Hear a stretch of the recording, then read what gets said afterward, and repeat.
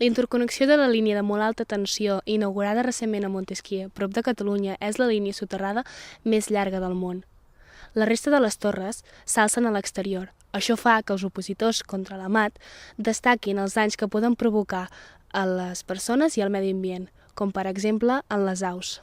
El que sí que veiem és que les cigonyes cada any se'n moren moltes electrocutades. Hi ha fins i tot a dins del parc, tot i que les companyies elèctriques ja fan millores a les torres i coses, sempre segueixen morint cigonyes. La setmana passada se'n va morir una altra electrocutada. O sigui, és un fet freqüent. O sigui, posar-hi més torres elèctriques segur que no afavoreix gens aquesta espècie. Tot i que els esforços que fan les companyies elèctriques per implantar mesures de protecció a les torres d'electrificació, aquestes continuen sent una de les principals causes de mort de les cigonyes que s'hi aturen i també de moltes espècies d'ocells rapinyaires que viuen a Catalunya. Bé, hi ha dos tipus d'accidents, les electrocutacions i les col·lisions. En les electrocutacions, els ocells d'envergadura una mica gran, que amb dues extremitats poden tocar dos cables connectors o bé un cable connector i una estructura que faci contacte amb el terra, com són les torres metàl·liques, doncs l'electricitat els hi passa per ells, per dintre, i llavors queden electrocutats i moren a l'instant.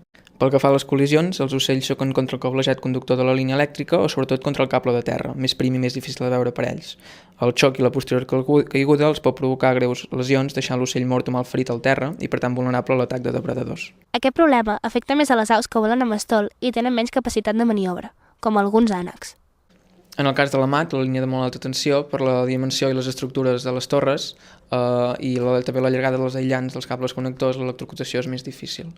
La problemàtica de les col·lisions pot ser més rellevant, ja que consta de molts quilòmetres de línia elèctrica i els cables, més separats i més alçada, són més difícils d'evitar si la seva trajectòria de vol travessa la línia.